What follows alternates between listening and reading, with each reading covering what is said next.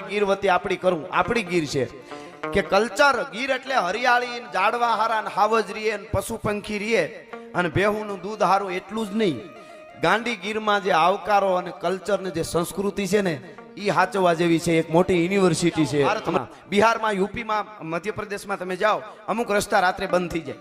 એમ કહી દે કે હવે અહીંથી નહીં ફરીને જાઓ, જંગલી અધિકારીઓ કહી દે, જંગલના અધિકારીઓ કે ભાઈ હવે રાત્રે આ કેડે ન હલાય. પછી ઈ ભારતના જંગલ, હવે આ ભારતમાં પાછા આવો ગુજરાતમાં આહવાના જંગલમાં અમુક જગ્યાએ તમે રાતે નીકળી ના શકો.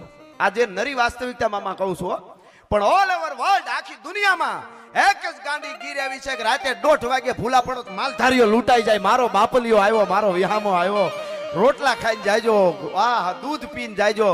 આ યુનિવર્સિટી સાહેબ ક્યાં મળે તમે વિચાર કરો. આ ક્યાંય ભણાવવામાં આવે? કોઈ પણ 18 વર્ષની બેન દીકરી એકલી અને કદાચ 50 લાખનો છેલ્લો ભેળો ભરીને